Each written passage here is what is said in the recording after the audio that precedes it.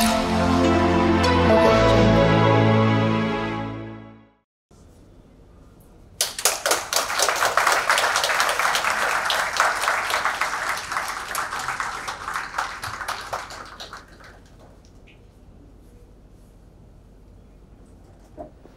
everyone, my name is Vishal Dhakar और I have secured All India Rank 39 this year and मैं अभी Indian postal service में हूँ. Last year I got all India rank 579 और ये मेरा third attempt था जिस साल मैं अभी सिलेक्ट हुआ हूँ ऑल इंडिया रैंक 39 के साथ. So today we will discuss about my journey. पहले मैं मेरे बारे में अपनी बता देता हूँ, मेरा बैकग्राउंड क्या था वो सब. मैंने स्कूलिंग केंद्रीय विद्यालय गुना से की है, जो कि मध्य प्रदेश में है, गुना डिस्ट्रिक्ट में. थर्ड से लेकर 12th तक की मेरी स्कूलिंग केंद्रीय विद्यालय गुना में हुई है. 2015 में मैंने स्कूलिंग कंप्लीट कर ली थी और उसके बाद 2015 में जब मैं 12th में था तो मैं पीसीबी लिया था मैंने, फिज़िक्स केमिस्ट्री और बायो. उस समय मैं सोचता था मैं डॉक्टर बनूंगा, but after a point of time जब मैंने चीज़ें एनालिसिस की, मैंने AIPMT उस समय होता वो भी दिया था, लेकिन फिर मैंने रिज़ल्ट नहीं देखा था उसका. तो मुझे लगा कि जो UPSC मुझे लाइफ में सेटिस्फेक्शन दे सकता है वो कोई और चीज़ या कोई और एम्प्लॉयमेंट नहीं दे सकता. तो आफ्टर 12th क्लास या between 12th class I decided कि 12th के बाद मैं UPSC ट्राई करूँगा. जैसे ही 12th में रिज़ल्ट आया तो मेरी 90% कुछ थी, 90.02% थी. आई डिसाइडेड कि यूनिवर्सिटी ऑफ दिल्ली में एडमिशन लेता हूँ. रीज़न ये था कि एक परसेप्शन भी है कि यूनिवर्सिटी ऑफ दिल्ली से ज़्यादा परसेंटेज लोग सिलेक्ट होते हैं या JNU से. एक वो रहता है एक बच्चे के माइंड में कि यार वहाँ गए तो शायद सिलेक्शन हो सकता है. प्लस दूसरा फिर 12th में मैंने और भी चीज़ें एनालिसिस की कि पॉलिटिकल साइंस अगर पढ़ते हो तो काफ़ी चीज़ें थोड़ी कवर हो जाती हैं, GS में या ऐसे में थोड़ी हेल्प मिल जाती है. तो एक वो मैं कहूँगा मिथ ही था, लेकिन ज़्यादातर लोगों को लगता है वो सही है. 12th के बाद फिर मैंने सोचा कि BA ऑनर्स पॉलिटिकल साइंस करते हैं DU से. 2015 में मैंने ग्रेजुएशन स्टार्ट की Dayal Singh college of university of Delhi morning से.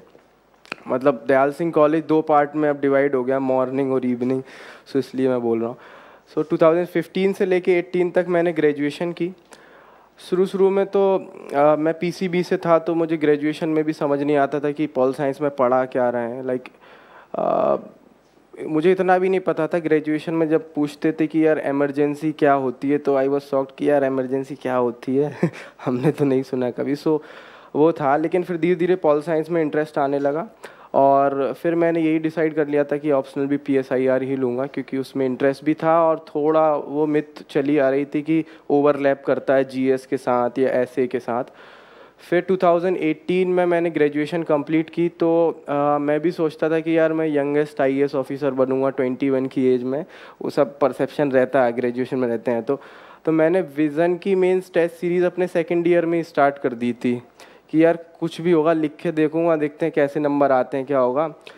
तो मैं NCERTs वगैरह मैंने सेकेंड ईयर में थोड़ा बहुत पढ़ ली थी. एक विज़न का मैंने दूसरा टेस्ट लिखा था गवर्नेंस का, उसमें मेरे 98 अराउंड मार्क्स आ गए थे. मैं वो पूरी रात ही नहीं सो पाया. मेरे को ऐसा लगता था यार अब तो मैं IAS बन ही जाऊँगा. मैंने कुछ नहीं पढ़ा, मेरे तो 98 आ गए. और उस समय विज़न की रैंकिंग होती है, उसमें 140 रैंक आ गई थी. मैंने कहा 140 आ गई, अब तो IAS तो बन ही जाएंगे.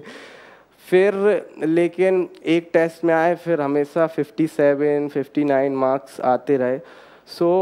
वो चीज़ें काफ़ी मैं फिर एफ़र्ट ज़्यादा डालने लगा था. ग्रेजुएशन में साथ में कॉलेज भी जा रहा हूँ और फिर आके घर पे UPSC का भी पढ़ रहा हूँ. तो मशीन के टाइप में मैं वर्क करने लगा था, तो रात को बहुत कम सो रहा हूँ. तो मेंटल हेल्थ मेरी काफ़ी बिगड़ गई.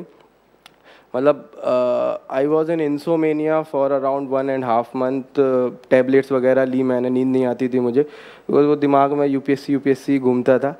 फिर मैं अपनी लाइफ में काफ़ी चेंजेस लाया. मतलब वो इंसोमेनिया से पहले धीरे धीरे करके मैं बाहर आया. फिर मैं चेंजेस ये लाया कि एक तो बैलेंस लाइफ होना बहुत ज़रूरी है. मतलब UPSC को एक एग्ज़ाम की तरह देखो, ना कि लाइफ की तरह. मतलब आप लोगों का हर चीज़ जो डिसाइड होना चाहिए वो ऐसा नहीं होना चाहिए मेरा UPSC क्लियर हो गया तो मैं घूमने जाऊंगा, UPSC क्लियर हो गया तो मैं ये करूंगा, तब तक मैं पढ़ ही रहा हूँ. मतलब लाइफ हमेशा बैलेंस रखो। अगर आपका मान लो यूपीएससी क्लियर नहीं होता है तो आपके जो यूपीएससी के बियॉन्ड जो सपने हैं वो आप एक तरीके से ख़त्म हो जाएंगे। और अब आदमी के पास जब सपने नहीं होते ना तो फिर वो एक जिंदा लाश टाइप का बन के रह जाता है। और जिस दिन अगर ऐसा होने लगा तो फिर आपकी मेंटल हेल्थ काफ़ी डिटोरिएट हो सकती है और फिर दोबारा अपना नया सपना बनाना संभालना वो काफ़ी मुश्किल हो सकता है। तो इसलिए एंड गोल यूपीएससी ना होके एंड गोल कुछ और बड़ा होना चाहिए। यूपीएससी को एक पाथ रखो, और अगर वो पाथ आपके लिए अच्छा नहीं है या आपको लगता है वो पाथ पे चल के आप नहीं कर पा रहे तो कोई और पाथ चुनो जिससे आपका एंड गोल रीच हो सके। एंड गोल जैसे आपका मान लो एंड गोल है कि मैं सोसाइटी में कुछ अपना योगदान दूँ ताकि एटलीस्ट मेरा कुछ कंट्रीब्यूशन रहे, मैं सेटिस्फैक्ट्री अगर रात को सोऊं तो मुझे नींद आए कि हाँ मैंने कुछ किया इस देश के लिए या लोगों के लिए, 10 लोगों की मदद की।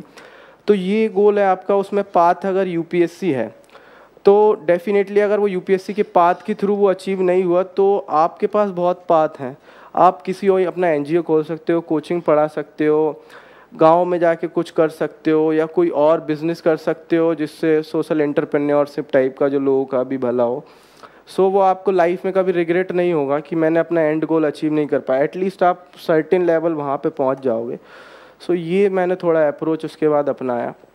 फिर मैं 2018 का फर्स्ट अटैम्प्ट मैं देने की सोच रहा था, वो मैंने स्किप किया because of all those things. और फिर से मैं 6 मंथ तक मैंने कोई भी बुक्स वगैरह नहीं पढ़ी थी, कुछ भी नहीं पढ़ा था, because I want to overcome from that fear और दैट मेंटल स्ट्रेस। फिर मैंने ग्रेजुएशन अपनी अच्छे से की 2018 में कंप्लीट, और फिर उसके बाद मैंने पोस्ट ग्रेजुएशन भी की जो मैंने हिंदू कॉलेज से स्टार्ट की थी डिपार्टमेंट ऑफ पॉलिटिकल साइंस में, जो मेरी 2020 में कंप्लीट हुई।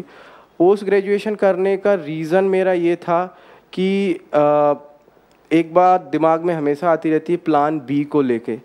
तो मुझे ऐसा लगता था कि अगर पोस्ट ग्रेजुएशन साथ में करूँगा तो कभी मुझे ऐसा लगा कि यार मैं कुछ नहीं कर पाऊँगा तो क्या करूँगा, तो वो मेरे को शायद सपोर्ट कर दे। बट फिर मैंने ये भी चीज़ सोच रखी थी कि ऐसा नहीं होना चाहिए कि पोस्ट ग्रेजुएशन मेरी प्रिपरेशन के बीच में आनी चाहिए। मैं ये सोचा था कि अगर मुझे ऐसा लगा मेरी प्रिपरेशन कॉम्प्रोमाइज़ हो रही है तो I will quit post graduation. और पोस्ट ग्रेजुएशन में ऐसा भी रहता है 1 साल का गैप ले लो, आप दोबारा कंटिन्यू कर लो तो वो चल जाता है। So I decided to do post graduation, जो मैं 2020 में कंप्लीट किया। एंड मैं क्लास नहीं जाता था पोस्ट ग्रेजुएशन में, बस मैं एग्ज़ाम देने गया। और 2019 में मैंने अपना फर्स्ट अटैम्प्ट दिया था। फर्स्ट अटैम्प्ट में आई क्लियर प्रीलिम्स, लेकिन उसमें भी बड़ी ट्रेजेडी हुई थी। उसमें ये ट्रेजेडी हुई थी कि प्रीलिम्स में मेरे करीब 110 मार्क्स आ रहे थे पेपर 1 में, लेकिन सीसेट में उस समय से सीसेट काफ़ी 2019 से काफ़ी सीसेट स्टार्ट हुआ एकदम अलग ही लेवल का। तो मेरे वही कोचिंग्स की आंसर की इससे किसी से 64, किसी 65, किसी से 70। तो फर्स्ट अटैम्प्ट में थोड़ी नेगेटिविटी भी थी, तो मैंने तो ये मान लिया था मेरा तो नहीं हो रहा है प्रीलिम्स। फिर उस टाइम काफ़ी बुरा लगता है जब आप जीएस में आपके 110 120 नंबर आ रहे हैं और सीसेट में आप फेल हो गए। तो उससे ज़्यादा हॉरिफिक चीज़ तो कुछ नहीं होती। मतलब आप एक्सेप्ट ही नहीं कर पाते कि यार ऐसा हो गया मेरे साथ, क्या 2 दिन पढ़ लेता तो प्रीलिम्स हो जाता। तो फिर काफ़ी मतलब अजीब सा ही लग रहा था कि क्या कर दिया। लेकिन 10-12 दिन बाद फिर मैंने सोचा ठीक है, नहीं कोई अगली बार भी एग्ज़ाम होगा। फिर मैं कॉलेज जाने लगा था, अपने पोस्ट ग्रेजुएशन में था, मैंने कहा चलो अब यहीं पढ़ लेते हैं थोड़ा बहुत। सो फिर 40 दिन, अभी तो 20 दिन में आ जाता है, पिछले 2 साल से यूपीएससी के प्रीलिम्स का रिज़ल्ट, इस बार भी नेक्स्ट वीक आ जाएगा लगभग। लेकिन तब 40 दिन बाद रिज़ल्ट आया और मैं तो देख भी नहीं रहा था, शाम को आया था, मैंने कहा मेरा तो होगा ही नहीं नाम उसमें। लेकिन फिर देखा मैंने तो उसमें हो गया था प्रीलिम्स में मेरा। सो एट दैट टाइम मुझे काफ़ी अजीब और बुरा लगा था कि अगर मेरा वो नेगेटिव परसेप्शन नहीं होता और मैं होप करके पढ़ता अच्छे से तो शायद मैं 40 दिन में एटलीस्ट ऑप्शनल और GS4 वगैरह तो कवर कर ही लेता। तो मैं आप लोगों को भी यही बोलूँगा, अगर इस बार कोई पेपर दिया हो जिसका GS में ठीक मार्क्स 80 के अबव अगर GS में है और सीसेट में अगर बॉर्डर लाइन पे 60 से अबव आंसर की इससे आ रहा है, तो एक दिन भी वेस्ट मत करना कि उस चक्कर में सोचते रहो कि यार सी सेट नहीं निकला तो, या जीएस नहीं, क्योंकि अगर आपका निकल गया ना तो ये अटेम्प्ट फिर आपका वेस्ट है अगर आपने ये 20-25 दिन पढ़ाई नहीं करी तो, क्योंकि जिन लोगों का अच्छे से क्लियर हो रहा है वो ऑलरेडी बहुत कुछ पढ़ चुके होंगे। तो ये बात ध्यान रखो हमेशा। और एक और फिर मैं उस चीज़ से ये सीखा कि लाइफ में मतलब एटलीस्ट पॉजिटिव सोचो, क्योंकि नेगेटिव होना होगा तो देखो वो होगा ही, लेकिन नेगेटिव होना होगा तब भी आप सफ़र करोगे, होगा तब वो। और अभी भी आप नेगेटिव सोच के सफ़र कर रहे हो तो आप डबल सफ़र कर रहे हो, अभी भी सफ़र कर रहे हो तब भी। तो और पॉजिटिव होगा तो अभी आपने सफ़र कर लिया एक बार फालतू, और 99% चीज़ें ऐसी होंगी जो आप सोचोगे वो नहीं होगा। सो उतना ज़्यादा सोचना नहीं है, माइंडफुल रहो, अभी आपका जो कर्तव्य है वो करो। ये मैंने उस अटेम्प्ट से सीखा। फिर 40 डेज़ के बाद फिर मैंने रिगरसली पढ़ाई अपनी स्टार्ट की। 70 डेज़, अराउंड 65 डेज, 68 डेज़ बचे थे मेंस के एग्ज़ाम के लिए। आई थिंक 19 सितंबर से मेंस था। फिर मैंने बहुत अच्छे से अपना ऑप्शनल या GS4 1 2 3 जो भी हो सकता है एक एक बार तो रिवाइज़ किया, और फिर I got 752 marks in mains, और मेरा मेंस निकल गया था 68 डेज़ में ही। लेकिन मेंस में मार्क्स उतने अच्छे नहीं थे, और इंटरव्यू में आई गॉट जस्ट 146 मार्क्स, तो उस अटैम्प्ट में फिर सिलेक्शन नहीं हुआ था। लेकिन उससे मैं ये चीज़ सीखा कि यार इतना करने पे मेरे 752 मार्क्स आ गए, तो नेक्स्ट अटैम्प्ट में मैं और मेहनत करूँगा तो सिलेक्शन होने के चांसेस काफ़ी हैं। फिर मैंने और अच्छे से अपनी तैयारी की, और उस अटैम्प्ट में मैं ये भी सीखा कि आंसर 20 के 20 अटैम्प्ट करने हैं, हो सके तो उतना। उस समय मैंने नहीं किए थे। आंसर स्पीड पे बहुत ज़्यादा फोकस करना है, वो मैंने उस अटैम्प्ट में नहीं किया था। 17 to 18 क्वेश्चंस में अटैम्प्ट कर पाया था। फिर नेक्स्ट अटैम्प्ट में मैंने ये सारी चीज़ें की। अराउंड मैंने 70 टेस्ट अपने लिखे थे, और 70 टेस्ट मैंने विज़न आईएएस और फॉरम आईएएस के टेस्ट लिखे थे मेंस के, और उनके मॉडल आंसर्स अच्छे से देखे थे, उसमें से फॉर्डर पॉइंट्स कलेक्ट करे थे। और फिर सेकंड अटैम्प्ट में मेरे ठीक मार्क्स आए, लेकिन इंटरव्यू में फिर 151 मार्क्स आए, तो आई गॉट 579 रैंक। और फिर मुझे इंडियन पोस्टल सर्विस मिला, जिसकी अभी मैं ट्रेनिंग कर रहा हूँ गाज़ियाबाद में, जो ट्रेनिंग चल रही है हमारी। और फिर मैंने अपना थर्ड अटैम्प्ट दिया। वो रिज़ल्ट आने के बाद, और प्रीलिम्स में पिछली बार केवल 15 दिन का टाइम था, तो वो काफ़ी चैलेंजिंग टाइम था, क्योंकि लोग आपको फ़ोन कर रहे हैं आपका सिलेक्शन हो गया। क्योंकि गांव में तो ऐसा ही लगता है ना कि न्यूज़ भी ऐसी आती है, बेटा आईएएस में सिलेक्ट हो गया, उनको थोड़ी पता है 579 में आईपीओएस मिलेगा या आईआरएस मिलेगा।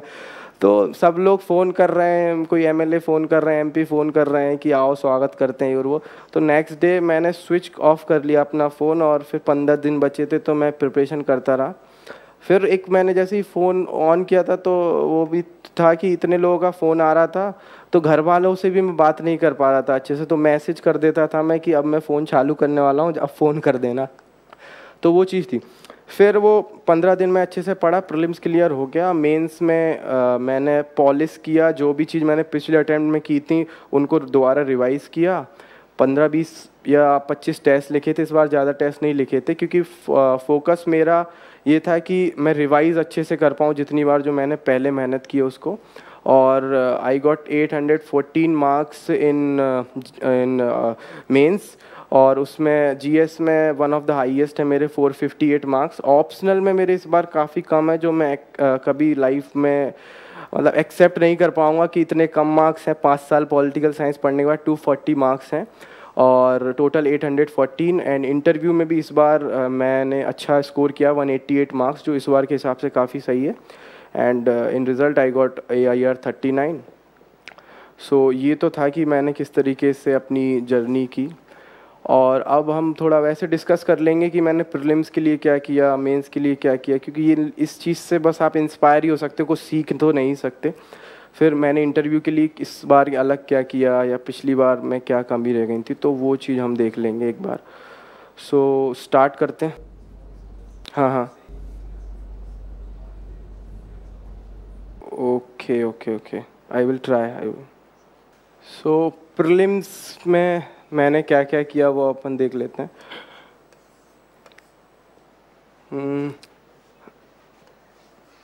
पहली चीज़ तो वही जो बेसिक सोर्सेज होते हैं, standard books and NCRTs.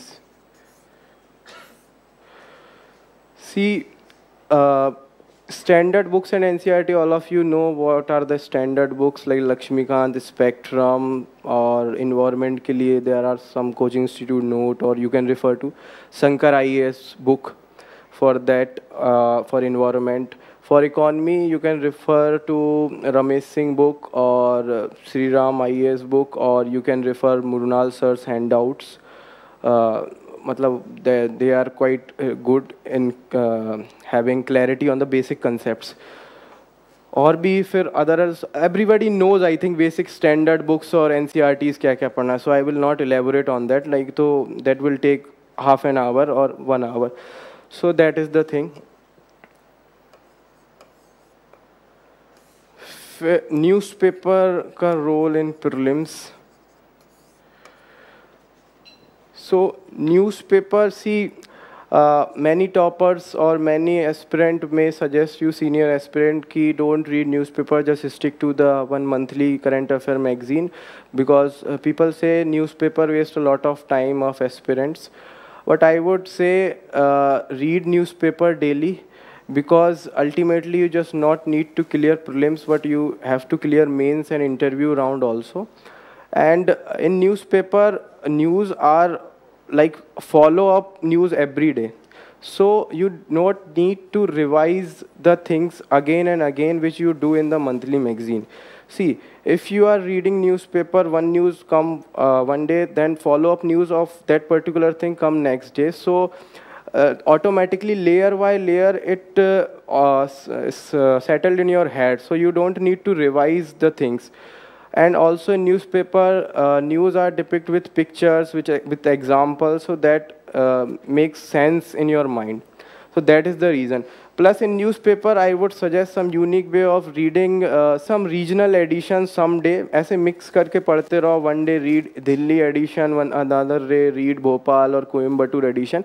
You get familiar with regional places also, because if you are familiar with regional places, that will help you in some of the questions of prelims. For example, you have a basic idea about places in Tamil Nadu. Suppose Dindigul Lock is having a GI tag. If you know the place Dindigul, if it comes ki Dindigul Lock GI tag jisko mila hai from which state, so you can have answer ki Tamil Nadu.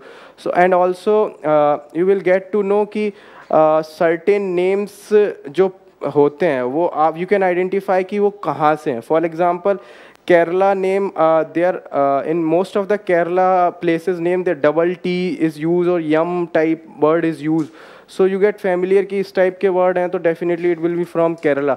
And Tamil Nadu, in Telangana there are many places which are named on Urdu or Muslim related names are there of many places in Telangana.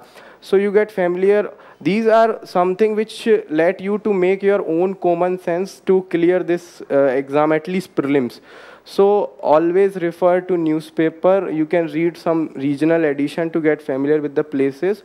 Have atlas with you while reading newspaper. That will definitely help you a lot. ताकि places के नाम वो सारी चीज़ें clear हो जाएं आपकी. और फिर न्यूज़पेपर फिर मेंस के लिए कैसे पढ़ना है, that will I will focus on the mains part. फिर मॉक टेस्ट कैसे लगाने या उनके रोल क्या हैं.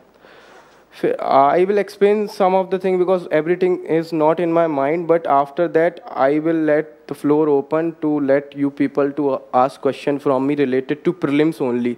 आफ्टर दैट मेंस, ऐसे ही फिर after that interview. So mock test कैसे सॉल्व करना है. See if you are having first attempt, so at least solve 40 mock test, because from mock test आपको ये पता चल जाएगा कि एलिमिनेशन मेथड कैसे यूज़ करनी है, बाकी ट्रिक्स कैसे यूज़ होती हैं, कॉमन सेंस का यूज़ कैसे करना है प्रीलिम्स में, और सम सिली मिस्टेक्स जो आप कमिट करेंगे अगर आप जितने मॉक टेस्ट लगाते हैं तो वो धीरे धीरे आपकी रिड्यूस हो जाएंगी सिली मिस्टेक्स. फिर मैं मॉक टेस्ट में क्या करता था, मैंने एक कॉपी अपनी नोटबुक बना ली थी जिसमें मैं अगर मुझे मॉक टेस्ट से कुछ यूनिक चीज़ें मिल रही हैं वो मैं उस कॉपी में लिख लेता था. Other than that I also right things like silly mistakes which I commit. I generally not able to see not word or some keywords like could not or maybe. These are some of the keywords which can help you to solve the questions. So आप वो देख लीजिए और उनको note down कर लीजिए ताकि आप जब नेक्स्ट मॉक टेस्ट सॉल्व करें तो उनको एक बार पढ़ लो कि दोबारा वो सिली मिस्टेक्स कमिट ना हो. फिर other than that mock test के लिए आप जो कॉपी बना रहे हैं उसमें एक टेबल भी बना लीजिए. मैं ये सीखा था कनिष्क कटारिया टॉपर जो थे आई थिंक 2018 बैच के. और टेबल कैसे बनानी है तो वो आई विल एक्सप्लेन कि see how many test you attempted, how many questions you attempted, like 100 you attempted 90 questions out of, or second you can make column of like in 50 questions you are sure and out of those आपके 40 correct हुए, या 30 questions में you eliminated 2 options, in 2 options you are confused so उसमें से आपके 10 सही हुए. and other than that 10 questions in which you are not able to guess any of the option की कौन सा right है, so 2 of them correct. So in this way you get, if you make table ऐसे 40 test की आप table बना लेंगे तो आपको ये पता चल जाएगा कि आपकी पर्सनैलिटी कैसी है. मतलब कि आपके तुक्के कितने सही होते हैं, आप कितने क्वेश्चंस अटेम्प्ट करते हैं, तो आपके किस तरीके के मार्क्स आते हैं. You have that data. So फिर काफ़ी क्वेश्चंस क्लियर हो जाते हैं. फॉर एग्जांपल क्वेश्चंस लाइक कि कितने क्वेश्चंस अटेम्प्ट करने चाहिए, that is big doubt. So if you make this kind of table आपको पता चल जाएगा मैं इतने क्वेश्चंस अटेम्प्ट करता हूँ तो मेरे इतने क्वेश्चंस सही होते हैं. So that will definitely help you. So ये आप ऐसे कर लीजिए. फिर आपको ये भी पता चल जाएगा कि मेरी एक्यूरेसी लेवल कितनी है. 50 क्वेश्चंस में मेरे 40 सही होते हैं, या फिर मैं जिसमें 2 एलिमिनेट कर पाता हूँ उसमें मेरे इतने सही होते हैं. तो that will really help you. So mock test को ऐसे करना है. और standard books, newspaper, mock test. फिर जो प्रीवियस ईयर क्वेश्चन पेपर हैं,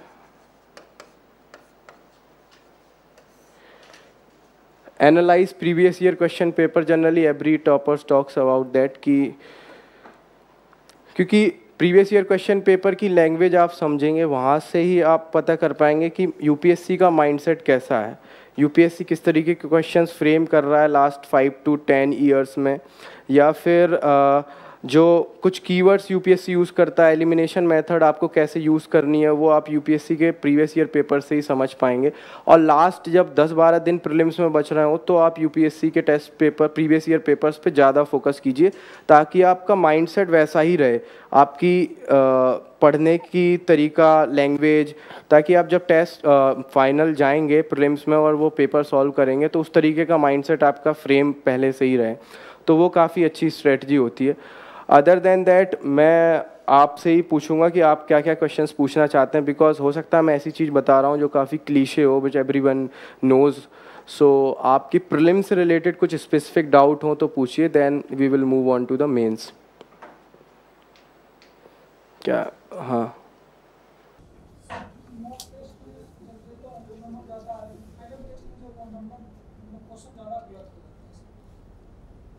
तो फाइनल टेस्ट में प्रेशर रहता है क्या? हाँ हाँ. तो आप मॉक टेस्ट, आपने कितने मॉक टेस्ट सॉल्व किए?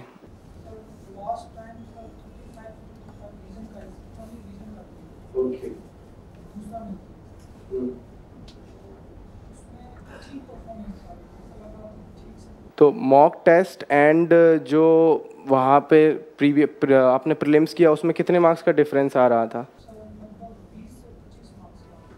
ये तो ज़्यादा है. मतलब कुछ आपसे ही, आपने प्रीवियस ईयर पेपर सॉल्व नहीं किए थे क्या? ओके. सो आपका हो सकता है लक अच्छा ना हो उस समय, लेकिन ऐसा होना नहीं चाहिए. मतलब मेरे साथ तो ऐसा नहीं था. अगर टेस्ट में 100 में आप 100 क्रॉस कर रहे हो 5 to 10 टेस्ट में लास्ट में, तो डेफिनेटली आपके ±5 में ही आप रहोगे जो मेन एग्ज़ाम होगा उसमें. तो मेरे साथ तो ऐसा था. ओके. सो रिवीजन पे तो फोकस हमें करना ही है, जितना रिवीजन हो सके. आप सोर्सेज लिमिट कीजिए अपने as much as you can and focus on the revision as much as you can, so that will definitely help you. हाँ, और अनएक्सपेक्टेड था यार आपने जो बोला वो, बट इतना होता नहीं है कि 20 मार्क्स का डिफरेंस हो गया। हो सकता है because of exam pressure you did some really common mistakes, so analyse them well, try to avoid common mistakes. और इफ़ यू मतलब give test at coaching centre offline आके किसी में, तो that will help you because आप वो माहौल में रहेंगे, घर पे थोड़ा वो माहौल नहीं रहता प्रीलिम्स का टाइप का, that may help you.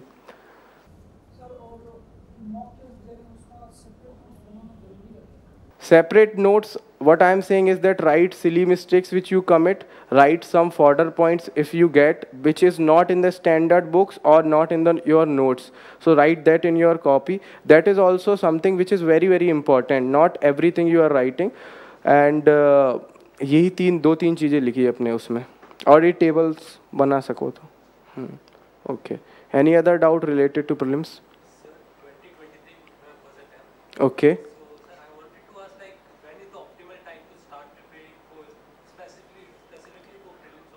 Okay. And second thing is like how to do revision. Like as you say, कि मतलब I will of course make notes and all everything.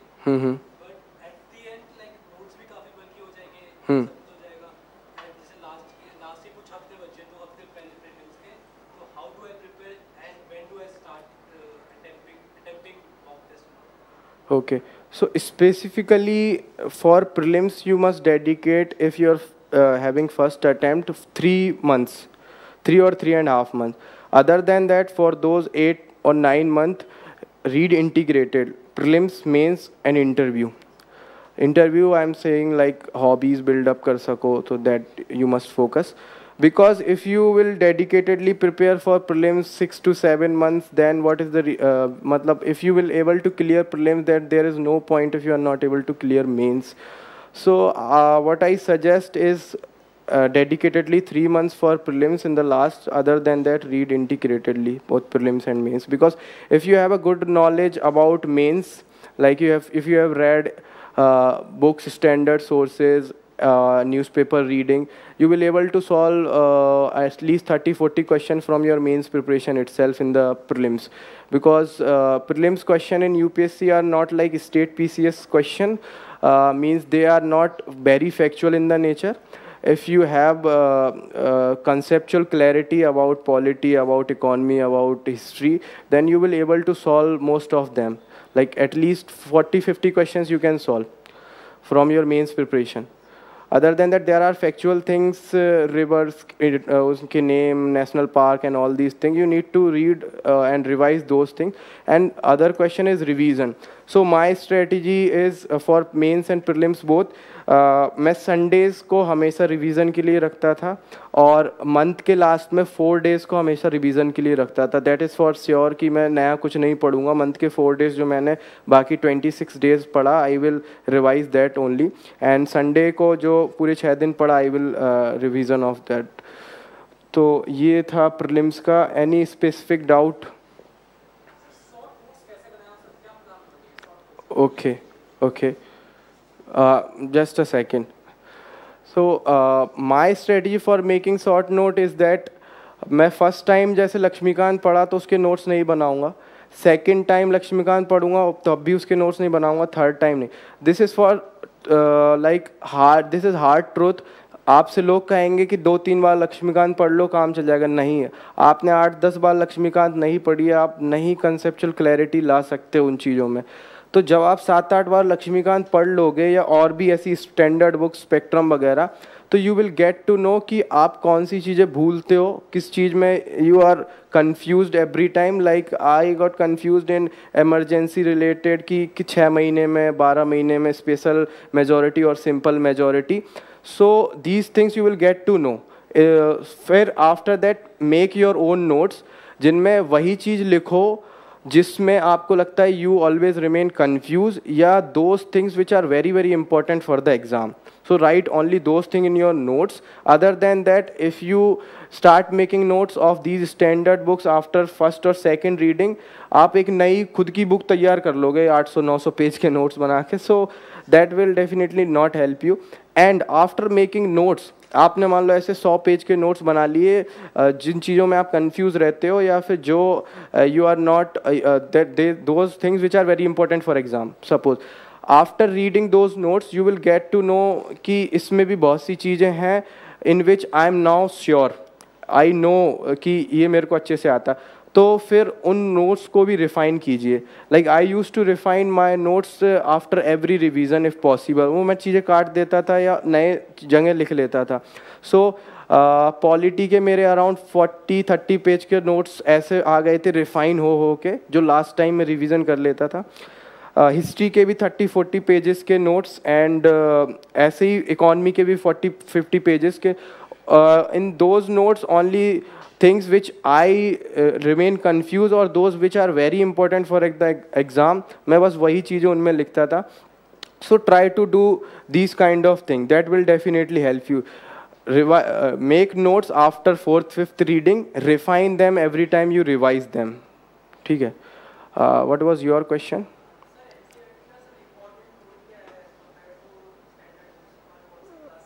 Okay. See, there is no major role of NCERTs if you have read NCERTs well and good during your school. And आपको अगर वो याद है तो सब ने NCERTs पढ़ा है या ICSE बोर्ड से होंगे तो वो बुक्स पढ़ी हैं. बट हम जब ग्रेजुएशन वगैरह करते हैं तो उतना चीज़ें याद रहती नहीं है जो हमने स्कूल में पढ़ा हो. सो NCERTs का रोल बस इतना है कि आपको दोबारा फेमिलियर करा दें कि आपने स्कूल में जो पढ़ा था उस चीज़ से. स्टैंडर्ड बुक्स फिर उसके आगे का है. वही है ना कि आप ने चलना स्टार्ट नहीं किया एंड यू स्टार्ट रनिंग, तो फिर आप कैसे दौड़ पाओगे.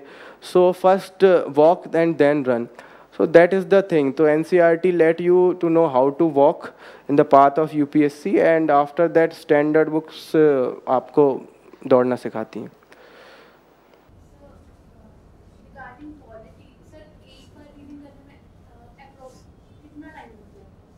Okay, so it depends on person to person also, but at least first time reading में Lakshmikant it will take around 8 to 10 days definitely. So उसमें भी if you are devoting at least 8 to 10 hours, so that is the thing.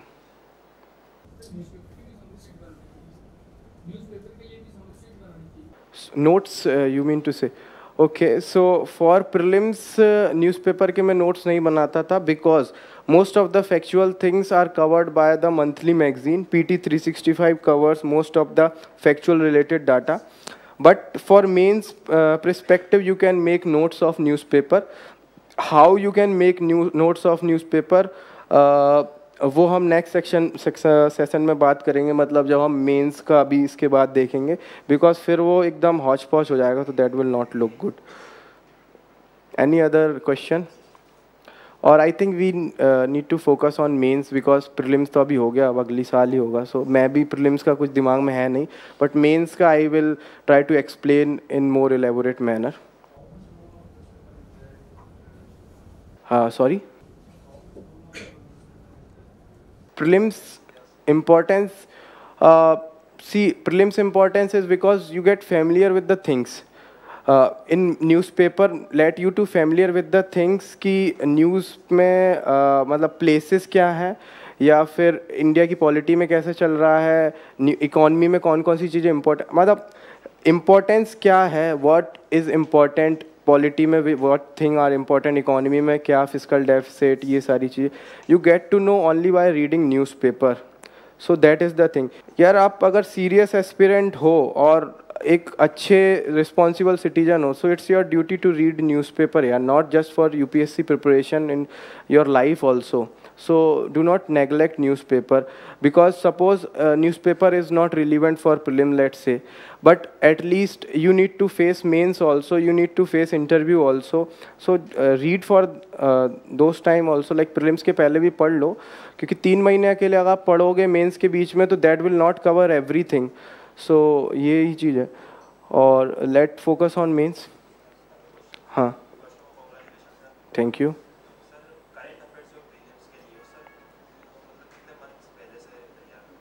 Mm-hmm.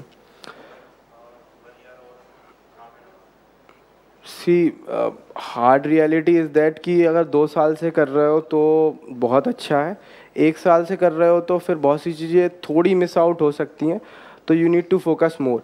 But my suggestion is current affair के पीछे मत भागो। वो एक Mrinal sir एक बोलते हैं कि सच्चा प्यार और यूपीएससी के लिए काम का करंट अफेयर ढूंढने से नहीं मिलता, वो आना होता तो अपने आप आ ही जाता है।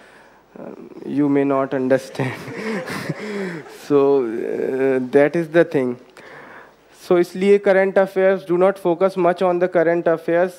Generally aspirants are confused कि what to read, what not to read in current affairs. I would focus कि no matter when 2023 का attempt करो 2024, 60 to 70 question will definitely from basics, and if you revise basics thoroughly in like 4 to 5 times, if you revise or more than that, you will able to solve 50 questions from those 60 to 70 questions, और बाकी 30 questions जो बतेंगे 30 questions from current affairs or from miscellaneous topics, you can correct at least 14-15 questions. So that will definitely allow you to even crack prelims cutoff from general category. See, so that is the thing. मतलब in my second attempt, third attempt, I have only 15 days for preparation of prelims, because मेरा result आया था on 24th of September and on 10th of October was prelims. So I didn't read any magazine, any current affair booklet. I only revised my basic notes. So मैंने बिल्कुल भी नहीं पढ़ा कुछ भी, and I got around 109 marks this year in और cut off शायद 89 कुछ रहा है, पता नहीं कितना रहा है. So that is the thing, revise basics as much as possible, because some current affair questions can be solved by having common or very good understanding of basics. So my focus is basic revision. Yes. Or okay, I think CSAT की strategy ज़्यादा अच्छे से जो एक और topper हैं जायसवाल जी, वो आपको बता पाएंगे, बिकॉज मैं खुद मेरा डामाडोल रहता है यार, मेरे 67-70 मार्क्स आते हैं. अभी मैं बता दूं और मेरी वजह से फेल हो जाओ तो फालतू कमेंट सेक्शन में वीडियो में तुम ही लोग लिखोगे क्या बता के क्या. तो मैं उस पर कमेंट ही नहीं करूँगा, क्योंकि तीनों बार में मेरा स्कोर लगभग 70 के ±4-5 ही रहा है. So that is the thing. फिर मेंस पे करें क्या फोकस?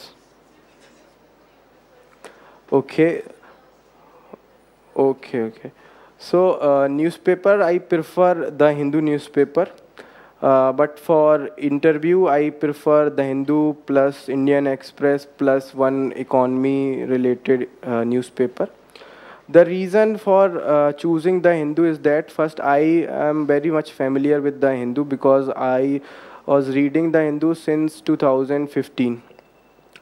तो द थिंग इज़ दैट फिर द हिंदू में जो न्यूज़ होती है वो काफ़ी क्लियर वे में लिखी रहती है, मतलब it is easy to extract the things. Indian express में भी एक्सप्लेन का पेज बहुत अच्छा होता है. एडिटोरियल्स इंडियन एक्सप्रेस के both right wing left wing होते हैं, तो that will help you to frame holistic opinion. But सबका अपना अपना प्रेफरेंस है. मैं द हिंदू न्यूज़पेपर में से I can easily extract the good news, but explain Indian express में it becomes very difficult for me to extract the right information. थोड़ा ज़्यादा इन्फॉर्मेशन रहती है एक्सप्रेस में, इंडियन एक्सप्रेस में. तो the thing is that other than that, yes, explained pages are good. Sometimes I go through having a glimpses of the Indian Express. If the editorials are good, I read that also. Or Hindu also nowadays have one explainer page. I think last 4-5 months explainer page start किया Hindu ने. So that way it is competing with Indian Express in terms of explained page. So that is the thing. Any other question, or I think we need to focus on mains?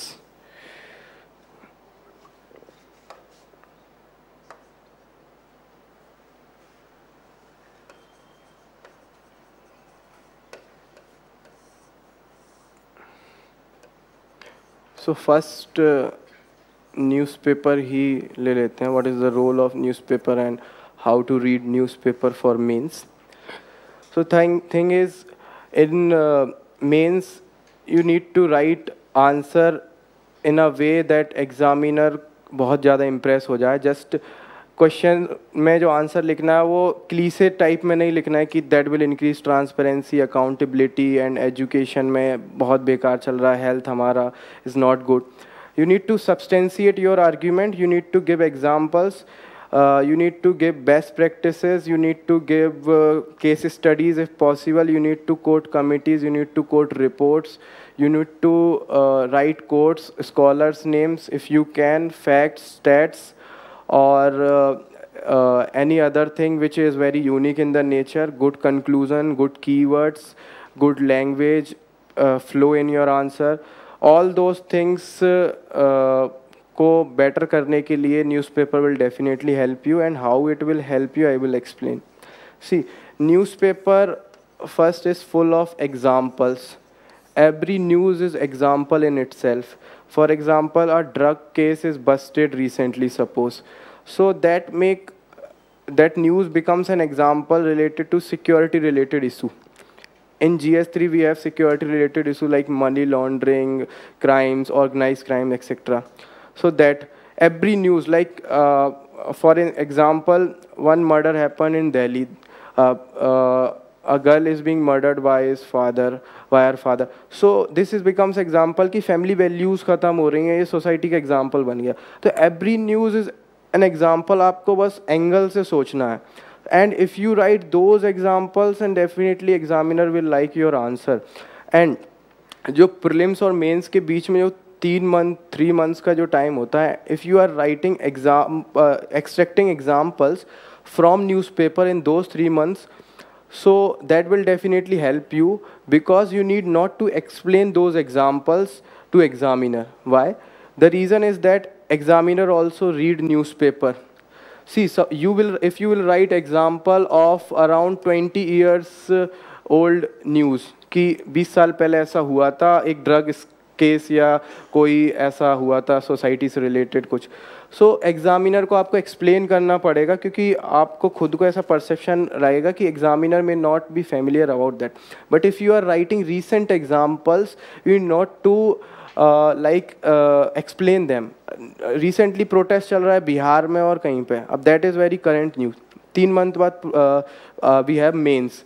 If you write examples of this in questions related to political instability or soft states related कोई question है, या there are questions that welfare states is not doing work in the manner it should do, or state become a police or policing state बनता जा रहा है, you can write those example.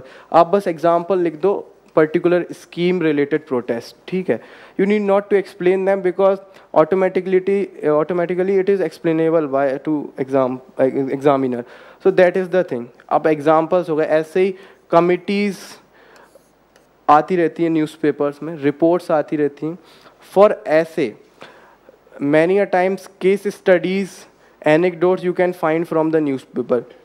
Like generally every news is a kind of case study. You can start your essay with case study. If there is essay related to any social issue, women issue, you may find many examples in newspaper कि tremendously एक women ने कोई self help group खोला था और वो काफ़ी अच्छा grow कर रहा है. तो if the essay is related to women empowerment, you can start your essay with that particular case study. So you cannot find those kind of real life stories other than newspaper. So that is why newspaper का role काफ़ी must हो जाता है. और ये case studies ये 3 month में ही आपको इतना सारा मटेरियल मिल जाएगा, एग्जांपल्स आपको बहुत मिल जाएंगे, आपको केस स्टडीज़, आपको anecdotes, you get to know about committees, reports, facts from newspaper itself. But आपको न्यूज़पेपर उस माइंडसेट के साथ पढ़ना पड़ेगा. जस्ट डोंट रीड न्यूज़पेपर कि मुझे 1 घंटे में बस पढ़ के ख़त्म करना है. Have that mindset that I need to extract anecdote, case studies, committees, reports, examples, facts, best practices, stats, or any other good thing which you can extract from the newspaper. कोई graph, for example, the Hindu, there is one data related thing after editorial page, वो ऐसे करके कुछ data related thing is written. Every day one graph or 2 graphs come in that particular news. Sometimes they are very important. So you get to know कि how to draw graphs. For example, in last mains economy से related questions काफ़ी basics थे कि whether India is growing in V shaped और K shaped recovery हो रहा. So those kind of graphs you can find in the newspaper. India की GDP growth etcetera, you get familiar with the graphs from the newspaper itself. Plus फिर ये चीज़ newspaper से हमने ले ली और ठीक है, न्यूज़पेपर से इतना एक्सट्रैक्ट कर सकते हैं और that will help you to make your fodder points, ये सारी चीज़ें. देन न्यूज़पेपर के बाद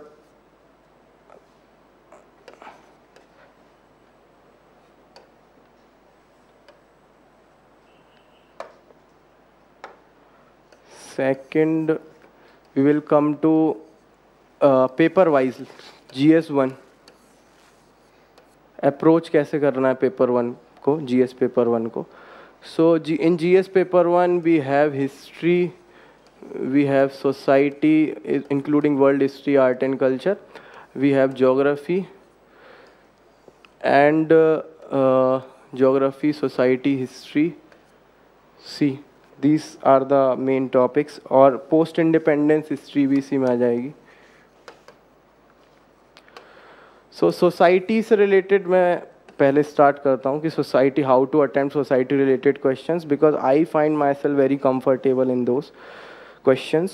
So you must have good keywords for the society related questions. First thing is that, because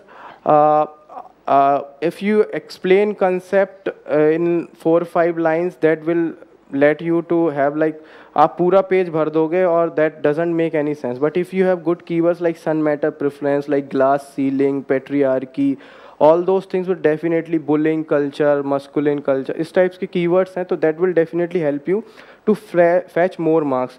Globalization word, for global becomes local and local is becoming global. Those kind of keywords if you have, you need not to explain the things.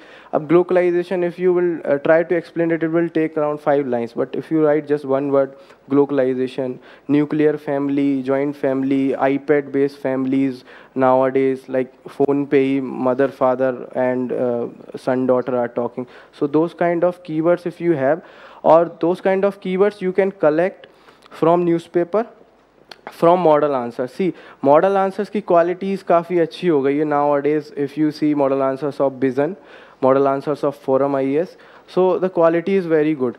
You can find very good keywords out of those. और फिर third चीज़ ये है कि कुछ ऐसे क्लीसे या कुछ obscure topics हैं मेंस में, लाइक सोसाइटी हो गया, डिज़ास्टर मैनेजमेंट हो गया, सिक्योरिटी हो गया, इनकी कोई बुक्स नहीं है specific. And coaching institute also teaches some basic things कि सोसाइटी की डेफिनेशन क्या है, फैमिली की डेफिनेशन क्या है, इंडिया में सोसाइटी कैसे इवॉल्व हुई. Generally these kind of questions are not asked in UPSC ऐसे क्वेश्चन पूछता है कि सोसाइटी अभी कैसे इवॉल्व हो रही है, how family system is changing because of the globalisations. See, all those questions के आंसर आपको खुद ही मैन्युफैक्चर करने पड़ेंगे in the real time. Coaching institute will have give you idea about the basic thing कि सोसाइटी क्या है क्या नहीं है. So for those thing I would suggest to solve question paper. Society से रिलेटेड 10 क्वेश्चंस आप सॉल्व कर लीजिए, और 10 या 20 आपने सॉल्व कर लिए तो जनरली जो क्वेश्चंस आएंगे वो उसी, जो आपने 20 क्वेश्चन सॉल्व करेंगे 20 क्वेश्चन उसी के इर्द गिर्द के क्वेश्चंस आएंगे. सो सॉल्व एटलीस्ट 20 और 10 questions of society, security, disaster management और other small topics from mains test series of Bizon or Forum. That will cover your I think almost whole syllabus of these topics. And model answers उनके अच्छे से पढ़ लीजिए. फिर in model answers you can make notes of yours from those model answers, so that will really help you. और उन पे model answers में से जितना keywords आप निकाल सकते हैं, because keywords से आपका आंसर यूनिक लगेगा और डिफरेंट लगेगा जो कोई और यूज़ नहीं कर रहा है. So that will definitely help you. फिर एक और जो आपको जो भी GS1 का पेपर है, GS1 में डायग्राम्स का रोल काफ़ी इम्पोर्टेंट हो जाता है. I used to make at least 18 to 20 diagrams in GS1 paper. So diagrams, एक तो जनरल डायग्राम्स लोग बनाते हैं कि ज्योग्राफी में तो बनाना है तो इंडिया का मैप बनाना है, ठीक है, और फिर वर्ल्ड का मैप बना के दिखाना. These are general diagrams, but you can make diagrams in history also. History related question, how? That I will explain. See, this is India's map. So question is related to civil disobedience movement. Try to show in map itself these are the hotbeds of civil disobedience movement. यहाँ पे ये revolt चल रहा था, यहाँ पे ये चल रहा था, यहाँ पे ऐसा हो रहा था. So that will let examiner to let impressed by you, because that is quite unique thing. Nobody makes diagram in those kind of questions. अब इससे भी एक और अल्ट्रा प्रो लेवल के डायग्राम्स मैं एक्सप्लेन करूंगा. For example question is related to role of women in India's national movement, independence movement. You can make diagram in that also, like graph. You can make graph like this. See 1905, 1920, 1930, 32, 1940. You can write कि women का role कितना रहा 9, और यहाँ पे years 1905 में बढ़ा, फिर 1920s में बढ़ा, फिर 1930 में, फिर 1940 में. So these are some of the unique way you can make graph this way. See this graph can be made in questions like India's national movement से क्वेश्चन है, उसमें भी आप बना सकते हैं कि 1905 में काफ़ी पीक पे मूवमेंट पहुंचा. मतलब वी वर थिंकिंग कि आज़ादी तभी मिल जाएगी, बट दैट डिडंट हैपन. 1920 में भी पीक पे पहुंचा, फिर 1930s में, फिर you can make this graph in this kind of questions also. So this is the way. Other than that, suppose there are questions related to art and culture. You can make diagram in that also. Pala related question came in 2020 mains, I think, or 2020 mains में. I made diagram in that also. कैसे? Pala universities concentrated in this part. Pala ruled in this part of India. So India map बना दो, उसके बाद थोड़ा सा दिखा दो, तो that makes your answer quite different from other candidates answer. और फिर बट एक मैं डिस्क्लेमर इसमें देना चाहूँगा कि आपके बहुत ज़्यादा पेज का जो स्पेस है वो ऑक्यूपाई नहीं होना चाहिए डायग्राम की वजह से. The reason is that examiner को ऐसा नहीं लगना चाहिए that you are just filling the pages. So छोटा डायग्राम बनाइए जितना हो सके और उसमें चीज़ें शो करने की कोशिश कीजिए. So this is the way. History में मैं ऐसे डायग्राम बनाता था, और ज्योग्राफी में तो everybody can make diagram, India map और world map. For geography the sources are just NCERTs, GC Leong, और अगर आप कोई कोचिंग इंस्टीट्यूट के नोट पढ़ रहे हैं तो वो. द थिंग इज़, जो पिछले 2-3 साल का ट्रेंड है कि ज्योग्राफी क्वेश्चंस काफ़ी डिफरेंट आने लगे हैं. मतलब लोगों को ये लग रहा है कि NCERT से क्वेश्चंस नहीं आ रहे, so how we should attempt. But the thing is, अगर आप कुछ और पढ़ने जाएंगे तो कॉस्ट और बेनिफिट बहुत कम है. So try to stick to those sources of your prelims only, और फिर उन्हीं से आंसर्स बनाने की कोशिश कीजिए.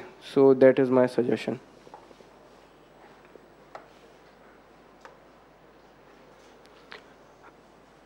फिर हम GS2 पे जाने से पहले एक बार आंसर राइटिंग पे थोड़ा सा डिस्कस कर लेते हैं.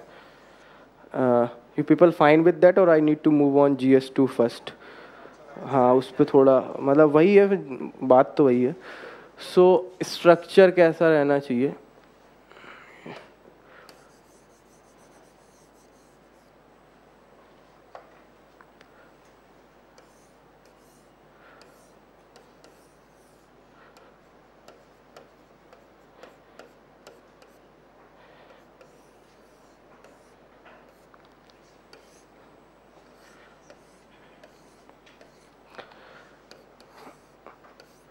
सी, आपकी कॉपी में इस तरीके से क्लैरिटी दिखनी चाहिए. That is intro clearly, that is 1 सब heading, that is points 1 2 3 4 points. अब इसमें भी इम्पोर्टेंट है कि आप एब्रप्टली ऐसे ना लिखें 1 point, 2 point, 3 point, 4 point, because that would be in a straight line if possible. Heading जितनी छोटी बना सकें उतना अच्छा है. फिर second heading, first heading and second heading आप लिख रहे हैं, उसके पहले एक कनेक्टिंग लाइन होनी चाहिए सेकंड हेडिंग लिखने से पहले. यहाँ पे for example here you are writing pros of particular thing, here you are writing cons. Between that, right here, like pros के बाद however there are certain lacunas involved, then write cons heading डाल के. So that must be in a connecting manner. If you write abruptly, then examiner को काफ़ी mechanical लगता है and that doesn't make sense. You are just writing things in separately. So you can write in that way. After that,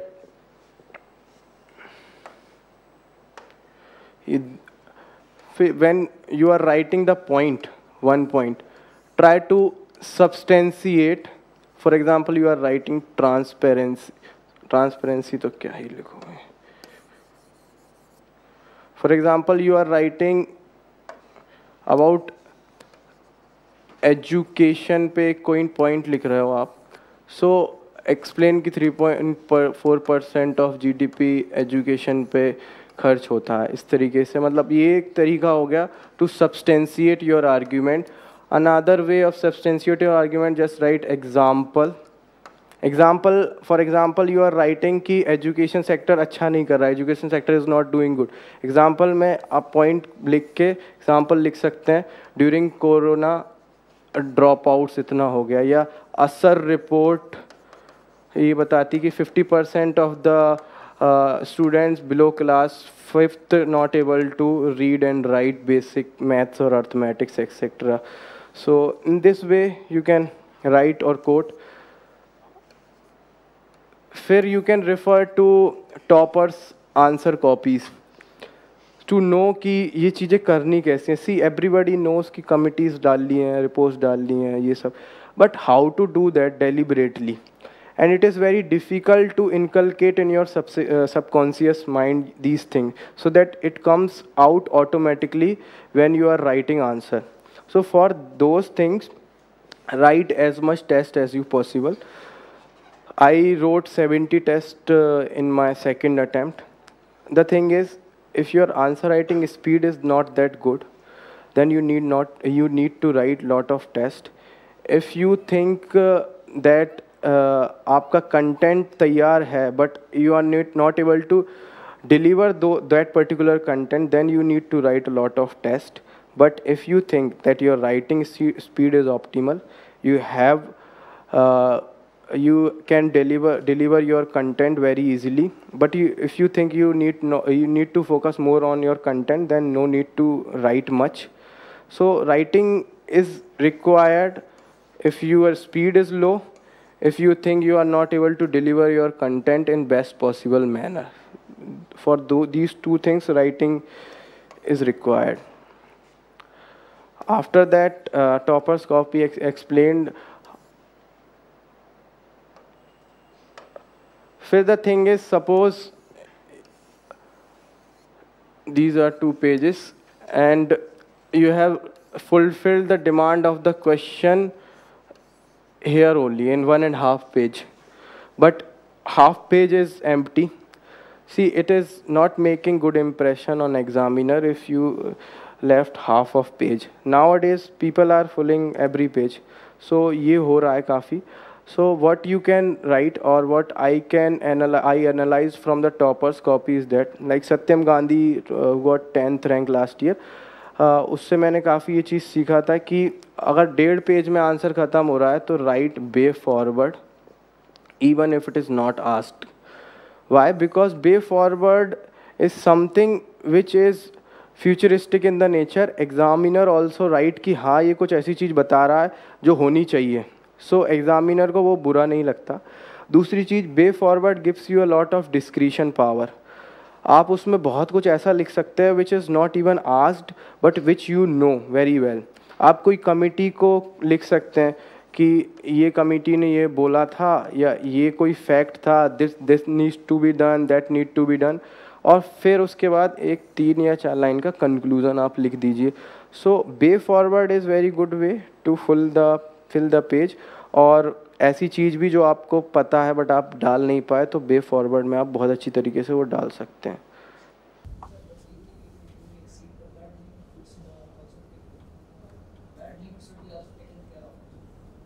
Yes, But generally in 2 pages, 250 words ही आते हैं, I think. मतलब if you have little मतलब small handwriting, तो then definitely you can write 300 or 400 words. Otherwise in 2 pages, to 250 to 300 words you can write. Ah, you can exceed. There is no problem in that. So that I followed.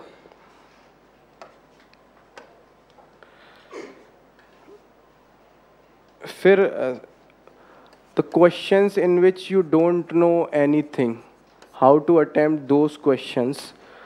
See, first is there is need to subcategorize that particular question, bifurcate it as much as possible, and try to see if there is if you are able to like elaborate and write any part of that particular question. अगर पूरा question नहीं भी आ रहा है तो, और उसके बाद भी अगर कुछ भी नहीं आ रहा समझ भी, तो एटलीस्ट अगर उसमें कोई कीवर्ड है, for example you are not able to decipher और understand the question but there is keyword federalism is written in that particular question, write about federalism, at least you will fetch some marks.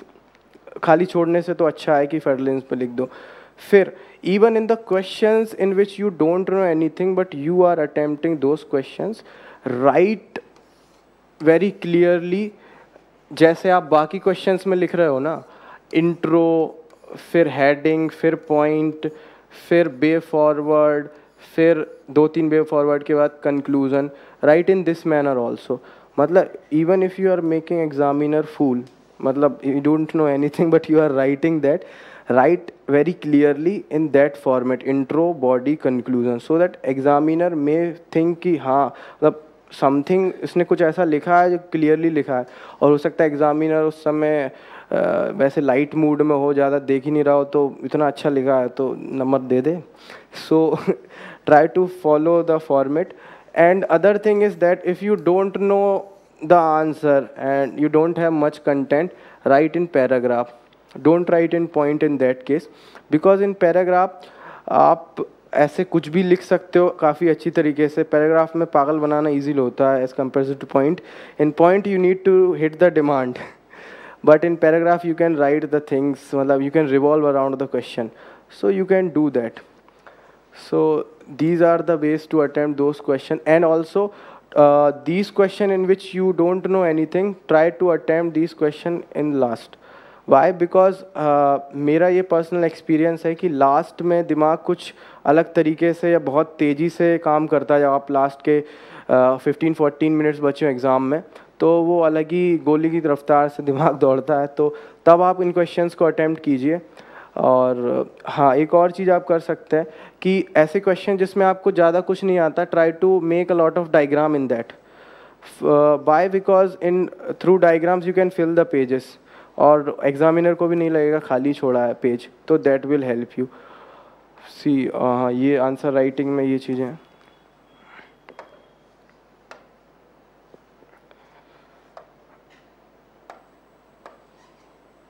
फिर एक और चीज़ आ जाती है कि questions किस वे में attempt करने हैं एग्ज़ाम में, पेपर कैसे attempt. So I use to attempt 1 to 5 question, then 11 to 20 question, then 6 to 10th question. अब माई रीज़न वॉज दैट कि in 1 to 5 question you set impression, so you can devote some more time in these questions also. You need to write these question in very fair manner, so I devote 1 or 2 minute extra in these questions, 1 to 5 questions में. उसके बाद why I do 11 to 20 questions, see this is my personal, it may applies to you or it may not applies to, and every toppers have different strategy with respect to this approach.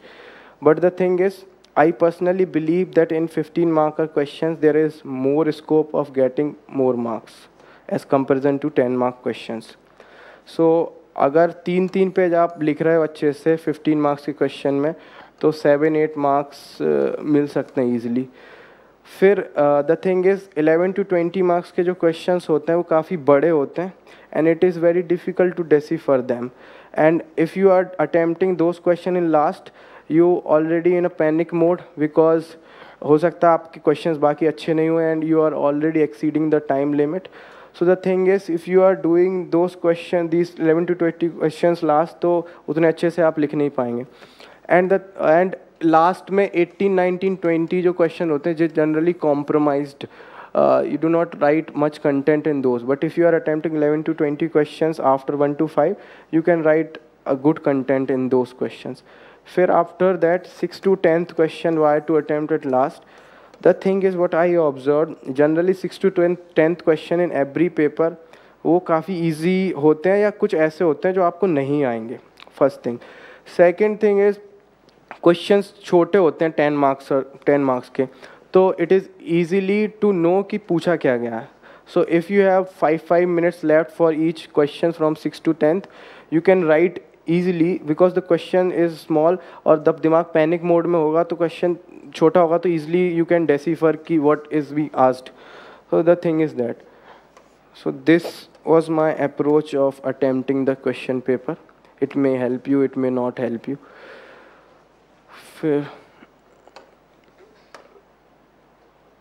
After that, we will focus on GS2.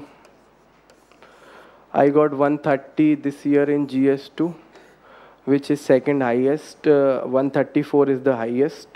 Tanusri ma'am के आए हैं इस बार 134. After that 130. So how I got 130 in GS2? Reason is that I focus a lot on substantiating the argument, और examiner को हर line में ऐसा लगना चाहिए that I know a lot of things. Committees, constitutions, article, fundamental rights, DPSPs जहाँ लिख सकते हो वहाँ लिखो. उसके अलावा data related organisations, NCRB, IB report, MHA report, all these things, you must have some data about all these things. फिर जो हमारी कमिटीज़ या कमीशंस है, सेकेंड ARC, NCRWC या Punchhi commission, Sarkaria commission, you must know at least some of the recommendations of all those committees. फिर governance से related अगर कोई क्वेश्चन है, so in governance related question examples आपको देने. सेल्फ हेल्प ग्रुप से रिलेटेड कोई क्वेश्चन है तो give some best practices which are in India self help group से रिलेटेड, तो वो एग्जाम्पल्स दो. स्कीम्स वगैरह के नाम जितने लिख सकते हैं गवर्नेंस में उतने लिखना. कंक्लूजन्स काफ़ी अच्छे होने चाहिए, फॉरवर्ड लुकिंग होनी चाहिए. और फिर what you can right is you can sometimes relate governance related questions with some theories of some scholars, like questions related to social justice. You can write Amartya Sen is that, Amartya Sen's capability approach. And you can write John Rawls' concept of like distribution of resources in governance related questions. So these are some of the unique ways of writing some of the scholars' theory. For example, you can write about randomized controlled trials of Abhijit Banerjee. For example किसी scheme का implementation अच्छे से नहीं हो रहा तो you can write about randomise control trial method use करके हम स्कीम्स को देख सकते हैं which schemes is required in which areas of our country. So these are some of the unique ways. फिर IR के क्वेश्चंस GS2 में आते हैं. सो IR से रिलेटेड क्वेश्चन में try to make diagram. It is compulsory in IR related question in GS2 that you need to make diagram, world map. Then sub-categorize IR related questions if possible into geostrategic, geopolitical, geoeconomic and geocultural, so that examiner को ऐसा लगे that you are covering things in very holistic manner. You are covering like everything which is connected to that particular question. So this is the thing. Other than that, try to focus on demand of the question. This I always have in my mind. Why is it is so? See, the reason is पिछले 3-4 साल में ऐसा trend हो गया है कि everybody is doing 20 questions. अब पहले की तरह नहीं रहा कि पहले ऐसा होता था 17-18 क्वेश्चंस ही लगभग एस्पिरेंट अटैम्प्ट करते थे, बाकी कुछ ही एस्पिरेंट्स थे जो 20 क्वेश्चन अटैम्प्ट करते थे. बट अब सब 20 क्वेश्चंस अटैम्प्ट करने लगे. But people are not sticking to the demand of the question. So आपको सबसे पहले वही एड्रेस करना है. Try to write good intro, after that write what is been asked if you fulfill the demand of the question, but still the page is left, so you can write way forward 3-4 point and then after conclusion. But first address the demand of the question. GS3 also try to, हाँ GS2 में supreme court के some important judgments also you must be on your tips. वो आपको कहीं ना कहीं coat करने, एक कंक्लूजन में भी कर सकते हो, कैसे भी कर सकते हो. फॉर एग्जांपल कि question is related to federalism, you can write कि SR Bommai judgement let federalism to be the part of basic structure. So you can write in that way in a good conclusion. So Supreme Court judgments help you in like substantiating your argument and give value to your arguments. So in that way you can use those. I referred Mandar Patki sir's note also for GS2. Mainly governance related questions में मैंने उनके notes काफ़ी अच्छे से refer किए थे. 24th rank आया था शायद उनका last to last attempt में. GS3 से related questions में economy से related mostly current affairs में जो चल रहा है वो question mains में पूछते हैं, या some basics question last year जो पूछे तो वो आप देख लेना. साइंस एंड टेक में करंट अफेयर से रिलेटेड ही विजन की जो मेंस 365 आती है साइंस एंड टेक की, वो देखना. एग्रीकल्चर से related question, these types of topic try to solve 10 questions at least, model answers और क्वेश्चन सॉल्व कर लो and that will definitely cover most of the things in agriculture. आप उससे further point collect कर लो. Then environment in GS3 mains 365 देख लो अच्छे से and try to cover, try to extract further point from that particular mains 365 and try to see other current affair if that is very much in the news, like COP26 was in news last year, question was also asked from that. फिर economy, science and tech, security also basics notes of coaching institute तो पढ़ना है, that let you to have a clarity on your basic concept, family क्या है, society क्या है, वो सारी चीज़ें. But the question would be definitely will be linked from the current affairs, how globalization is security related. Oh sorry, I was explaining society. Security related questions you can cover basics कि north east में क्या problem हो रही हैं, वो सारी चीज़ें from the standard source any coaching institute note. But the question would be definitely कि अभी नागा से जो 2015 में पैक्ट हुआ उसके साथ क्या प्रॉब्लम्स हैं, तो that may not be in the coaching institute notes. So you must need to follow current affairs. अभी बोदो से पैक्ट हुआ, या फिर रिसेंटली नॉर्थ ईस्ट में क्या चल रहा है, या फिर ऑर्गेनाइज क्राइम किस तरीके से इवॉल्व हो रहे हैं because of globalisation. All these things you must need newspaper and current affair magazine to do that. Also you can refer to the model answers of coaching institute while solving the question papers. Bizan या forum IS का आप देख सकते हो. You can find good examples, good keywords and you can make your own notes out of that. फिर in economy related questions, some of my unique ways is to write some theory or static if possible. For example, if a question is related to taxation, some people may write a general introduction कि taxes क्या होते हैं. I would start answer with कि taxation system in India is as old as during time of Ashoka, or because Chanakya in his book Arthashastra mention about taxation. So that create good impression कि यार ये वहाँ से start करके लेके जा रहा है, या governance related, good governance related question है. So try in intro you can write some unique way कि सुशासन जो है इंडिया में अशोका के टाइम से चला आ रहा है. So सुशासन means good governance. So that create impression कि ये थोड़ा अलग तरीके से intro बना रहा है, that make good sense. ऐसी इकोनॉमी में और भी T.H. Green, Lusky and all, they are like welfarist, positive, liberals, and you can write about, if the question is related to privatization, liberalization, you can mention Jagdish Bhagwati.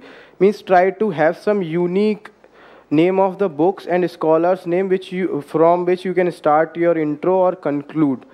Because stat facts, everybody would write some stat facts, but अगर scholars के आप नाम थोड़ा बहुत लिख के books ज़्यादा coat नहीं करना है, like what we do in our optionals, but if you write something in intro related to scholar, for example the question is related to land reforms. Up there is one book written by Rudolph and Rudolph, Pursuit of Lakshmi, in which उन्होंने बताया कि किस तरीके से bullock capitalist India में आए, मतलब किसान किस तरीके से कैपिटलिस्ट बन रहा है लैंड रिफॉर्म्स के कारण. So if you are starting your intro in that way, so that will definitely create a good impression on examiner. Suppose in society related question, if you are starting your intro with M.N. Srinivasan or Christopher Jefferlot, कि Christopher Jefferlot ने कहा था कि Indians do not cast their vote but Indian vote their caste. So if you are starting with that, or if you are starting with M.N. Srinivasan statement like caste is present in Indians even in subconscious mind, so वो एक अलग मतलब impression देता है examiner पे. सो ऐसी छोटी छोटी चीज़ें you can collect, then you must collect. So these GS3. फॉर GS4, definitions plus examples plus toppers copies. See, there are keywords in the syllabus itself. Try to have a standard definition on every keyword. जो आप किसी भी coaching institute के note से एक standard keyword निकाल सकते हैं, plus examples on that particular keyword. Honesty, integrity, selflessness, everything. You must have good examples. Real life आपके खुद के examples भी हों 2-3, कुछ example हिस्ट्री से हों, कुछ example पॉलिटी से हों, कुछ recent के examples हों, कुछ यूनिक examples हों, कोई अभी recent में चल रहा हो न्यूज़ में, उस तरीके के आप निकाल लो और आपके आंसर्स को उससे सब्सटेंशिएट करो. टॉपर्स की कॉपीज़ देख लो. टॉपर्स की कॉपीज से ये अंदाज़ा हो जाएगा कि आंसर कैसे लिखना है. GS4 में काफ़ी डिलेमा रहता है, पॉइंट्स में लिखो या पैराग्राफ में लिखो, तो that will help you. Other than that, for diagrams you can refer to some coaching institute notes कि GS4 में डायग्राम्स कौन कौन से हैं, कैसे बनते हैं. सो आपको वो न्यूज़पेपर कोचिंग इंस्टीट्यूट के नोट्स से काफ़ी अच्छे डायग्राम्स मिल जाएंगे. वाजीराम विज़न के नोट्स में लिखे रहते हैं डायग्राम. सो ये हो गया. केस स्टडीज़ के लिए I would prefer toppers answer copies, because toppers की जो आंसर कॉपीज़ में आप देखोगे केस स्टडी को अप्रोच कैसे करना है, स्टेक होल्डर्स, फिर उसके इंटरेस्ट, वो किस तरीके से लिखना है. स्टेक होल्डर्स कोई टॉपर ऐसे बना के लिख देगा स्टेक होल्डर्स, कोई ऐसे भी लिख देगा stakeholders plus stakeholders interest.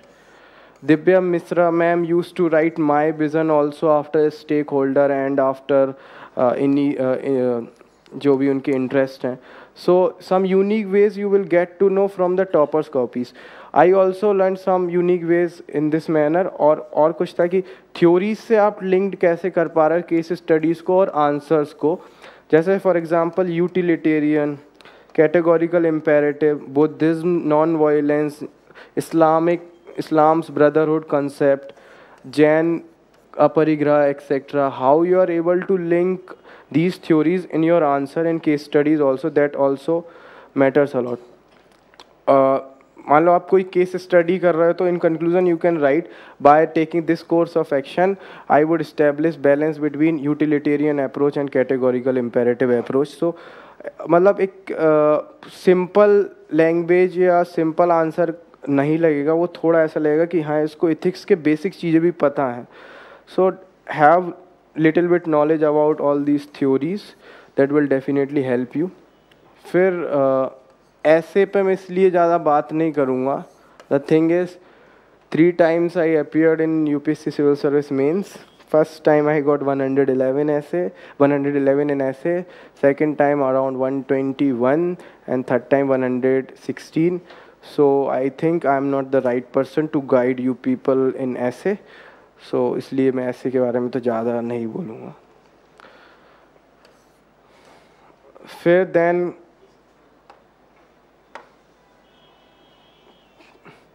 PSI और ऑप्शनल से कौन कौन है यहाँ पे?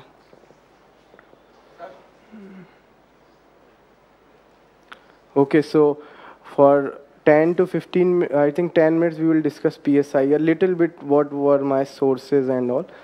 So PSIR, frankly speaking, Subra ma'am's notes for basics. Second thing, Rajiv Bhargava book, Political Theory, Andrew Harwood, Political Theory, and Andrew Harwood's that book, Global Politics wali book. These three and O.P. Gava.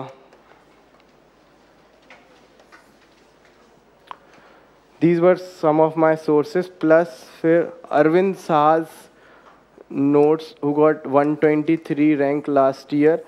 Evernote पे note है, मेरा एक channel है विशाल धाकड़ AIR 39 करके Telegram पे, उसमें मैंने ये अरविंद शाह सर के जो एवरनोट पे नोट्स हैं उनका लिंक शेयर किया. You can refer to those notes also. I refer those notes. So these were my sources of PSIR. See, after reading these sources and looking at the previous year question papers, I made my own crisp notes. Like Aristotle को एक page में summarise कर लिया, प्लेटो को, justice को 1.5 या 2 page में. I made around 200 pages notes. वो इसलिए लाइक ये सबके लिए एडवाइस है. Between GS and optional we have 5 days gap in mains. तो आपके नोट्स ऐसे होने चाहिए मेंस में जी ऑप्शनल के कि वो 5 दिन में एटलीस्ट आप एक बार रिवाइज कर लें अपने ऑप्शनल को बहुत अच्छी तरीके से. सो that will definitely help you. वो फ्रेश रहेगा आपकी मेमोरी में, बहुत अच्छी तरीके से याद रहेगा and you can deliver very good in exam उस तरीके से. तो 5 दिन में किस तरीके से आप रिवाइज कर सकें वैसे अपने ऑप्शनल के नोट्स ज़रूर बनाइए. एंड टेस्ट, अगर PSIR की टेस्ट की बात करें, मैंने सुब्रा मैम की कोई कोचिंग वोचिंग नहीं ली, ना ही कोई टेस्ट सॉल्व किए कोचिंग पे. बट हाँ, मैं मार्केट से टेस्ट देख लेता था और उनके मॉडल आंसर, अपने टेस्ट लेके मॉडल आंसर्स देख लेता था. But other than writing test, what I prefer in political science is that आपको बहुत ज़्यादा अच्छी तरीके से चीज़ें रटी हुई होनी चाहिए. एरिस्टोटल क्योंकि खुद के मन से आप नहीं लिख सकते बहुत ज़्यादा. जो स्कॉलर्स ने बोला है, जो क्रिटिसिज्म स्कॉलर कर रहा है, हमको वही लिखना है. खुद से ना क्रिटिसाइज़ कर सकते हैं ना कुछ लिख सकते हैं. But interconnectivity is the most unique way in which you can fetch more marks in PSIR. So try to interconnect political theory with IGP, comparative politics with IR. That will help you to fetch more marks. So these are some common tips for PSIR. And answer writing करो. अगर आपकी interconnectivity अच्छी नहीं है, you are not able to write in paragraph in very well lucid manner, do not unnecessarily quote scholars. If a scholar is fitting in particular argument, substantiating your argument, then only write the name of that particular scholar. Try to make diagrams in IR related questions of optional. और ज़्यादा जो मतलब वैसे questions हैं IR में जो कि common understanding वाले हैं उनको ना अटैम्प्ट करती हुई थ्योरी वाले क्वेश्चंस को ज़्यादा अटैम्प्ट करो, क्योंकि उनमें मार्क्स मिलने के चांसेस ज़्यादा रहते हैं. हाँ, तो PSIR पे तो इतना. और हाँ, थोड़े यूनिक वेज आप कर सकते हैं. जैसे मार्क्सिज्म से रिलेटेड क्वेश्चन है तो वो सिकल और हैमर थोड़ा छोटा सा बना दो. फेमिनिस्ट से रिलेटेड क्वेश्चन है तो try to make a small diagram of symbol of feminism. Peace से रिलेटेड है या पीस कीपिंग फोर्सेस से रिलेटेड क्वेश्चन है तो try to make small symbol of that. United nation का क्वेश्चन है तो try to make if possible united nation symbol. So that these are some unique ways. Examiner को भी अच्छा लगेगा. नाम का एक सिंबल है. if it is like you can make in 10 second 20 second, try to make that particular symbol. So that will set a good impression. And in conclusion, in political science related question, try to link it with contemporary relevance, ki how it is relevant even today. Like John Rawls का social justice distribution of resources का concept आज भी काफ़ी relevant है. Indian Constitution से वो काफ़ी link कर रहा है, तो आप वो भी relevant दिखा सकते हैं. So these are some of the ways you can write your answer. और last thing, try to write answer in thesis, antithesis, and synthesis form in PSIR. Thesis means what has been asked in antithesis, write criticism. In synthesis, try to conclude in a positive manner which has the argument of both thesis and antithesis.